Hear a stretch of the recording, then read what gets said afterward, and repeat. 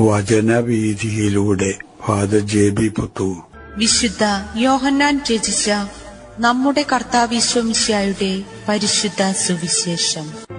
അധ്യായം 4, 39 മുതൽ 42 വരെയുള്ള വാക്യങ്ങൾ.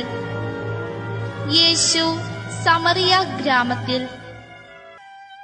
ഞാൻ ചെയ്തതെല്ലാം അവൻ എന്നോട് പറഞ്ഞു എന്ന ആ സ്ത്രീയുടെ സാക്ഷ്യം മൂലം പട്ടണത്തിലെ സമറിയാക്കാരിൽ അനേകർ അവനിൽ വിശ്വസിച്ചു. ആ സമറിയാക്കാർ അവന്റെ അടുത്ത് വന്ന് തങ്ങളോടൊത്ത് വസിക്കണമെന്ന് അവനോട് അപേക്ഷിക്കുകയും അവൻ 2 ദിവസം അവിടെ താമസിക്കുകയും ചെയ്തു. അവന്റെ വചനം ശ്രവിച്ച മറ്റു പലരും അവനിൽ വിശ്വസിച്ചു. അവർ ആ സ്ത്രീയോട് പറഞ്ഞു, ഇനിമേൽ ഞങ്ങൾ വിശ്വസിക്കുന്നത് നിന്റെ വാക്കുമൂലമല്ല, കാരണം ഞങ്ങൾ തന്നെ നേരിട്ട് ശ്രവിക്കുകയും ഇവനാണ് യഥാർത്ഥത്തിൽ ലോകരക്ഷകൻ എന്ന് മനസ്സിലാക്കുകയും ചെയ്തിരിക്കുന്നു. ആത്മാർത്ഥതയും സത്യസന്ധതയും മനസ്സിന്റെ തുറവിയും വിശ്വാസ കൈമാറ്റത്തിന് നിദാനം.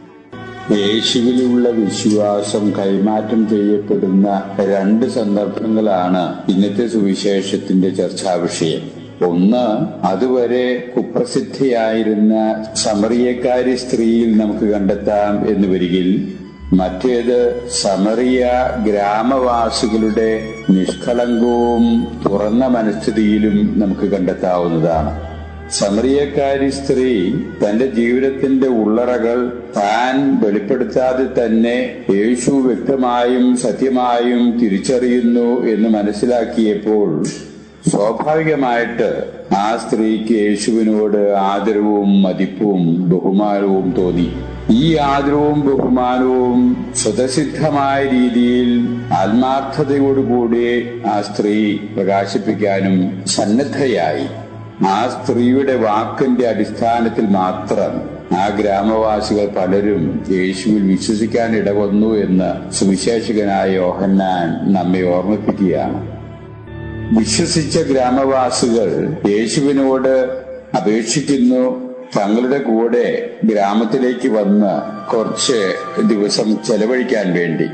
യേശു അവരുടെ നിഷ്കളങ്കവും ലളിതവുമായിട്ടുള്ള ജീവിതത്തിന്റെ ശൈലി കണ്ട് ആ ക്ഷണം സ്വീകരിച്ചുകൊണ്ട് അവരുടെ കൂടെ ഗ്രാമത്തിലേക്ക് പോകുന്നു. വളരെ സ്വതന്ത്രമായ രീതിയിൽ യേശു അവരുമായി ഇടപെട്ട് കാണണം. പല കാര്യങ്ങളും യേശു അവരോട് സംസാരിച്ചു കാണണം. അവരും യേശുവിനോട് പ്രതികരിച്ചു കാണും. യേശുവിന്റെ ആ ഗ്രാമത്തിലുള്ള വാസം കഴിഞ്ഞ് ഗ്രാമവാസികളുടെ കൂടെ യേശു പുറത്തേക്ക് വന്നപ്പോ എല്ലാവരുടെയും സാക്ഷ്യത്തിനായി ആ ഗ്രാമവാസികൾ പറയുന്നു ആ സ്ത്രീയോട്, നിന്റെ വാക്കുകൾ ഇനി ഞങ്ങൾക്ക് ആവശ്യമില്ല. ഞങ്ങൾ ഞങ്ങളുടെ ജീവിതത്തിൽ അനുഭവിക്കുകയും ആസ്വദിക്കുകയും ചെയ്തതാണ്. യേശുവിന്റെ സാന്നിധ്യം അവർ യഥാർത്ഥത്തിൽ അനുഭവിക്കാൻ ഇടവന്നപ്പോ, യേശുവിനെ അവർ യഥാർത്ഥത്തിൽ മനസ്സിലാക്കിയപ്പോ അവരിലുണ്ടായിരുന്ന ആദരവും ബഹുമാനവും വിശ്വാസത്തിന്റെ ഉന്നത മേഖലകളിലേക്ക് അവരറിയാതെ തന്നെ ഉയരുകയായിരുന്നു. അതൊരു സമർപ്പണത്തിലേക്ക് നീങ്ങുകയാണ്. അവർ തുറന്നു പറയുന്നു, ഇവൻ സത്യമായും ദൈവത്താൽ അയക്കപ്പെട്ട ദൈവത്തിന്റെ പ്രവാചകനാണ്. ഇതായിരുന്നു ആ സുവിശേഷത്തിന്റെ കൈമാറ്റ പ്രക്രിയയുടെ രംഗങ്ങൾ. ഇവിടെ ഒരു കാര്യം വ്യക്തമായി വരുന്നത് നാം ശ്രദ്ധിക്കേണ്ടിയിരിക്കുന്നു. സുവിശേഷം കൈമാറ്റം ചെയ്യപ്പെടണം എന്ന് വരികിൽ യേശുവിലുള്ള വിശ്വാസം മറ്റുള്ളവർക്ക് പകർന്നു കൊടുക്കാൻ ഇടവരണം എന്ന് വരികിൽ, പ്രേക്ഷിത പ്രവർത്തനങ്ങൾ വിജയിക്കണം എന്ന് വരികിൽ, ആദ്യമായിട്ടും അധികമായിട്ടും നമ്മിൽ നിന്ന് പ്രതീക്ഷിക്കുന്നത് ആത്മാർത്ഥതയും സത്യസന്ധവും തുറവിയുമുള്ള ഒരു ഹൃദയമാണ് എന്നുള്ളത് നാം മറക്കരുത്.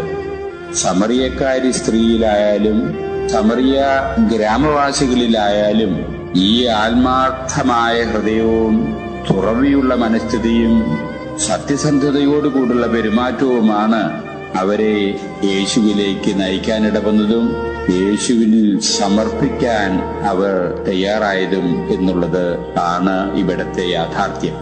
അതുകൊണ്ട് ക്രിസ്തീയത വളരുന്ന ഏറ്റവും വിളവുള്ള ഭൂമി ആത്മാർത്ഥതയും സത്യസന്ധതയും തുറന്ന മനസ്ഥിതിയിൽ നിന്ന് അതീതമായി ഒന്നും നാം അന്വേഷിക്കേണ്ടതില്ല. അതിലെ ക്രിസ്തീയത വളരൂ, അതിലെ യേശുവിലുള്ള വിശ്വാസത്തിന്റെ അടിവേരുകൾ അനായാസം പായൂ എന്നുള്ള സത്യമാണ് ഇന്നത്തെ സുവിശേഷം നമ്മളെ പഠിപ്പിക്കുന്നത് എന്ന് വേണം കരുതാൻ.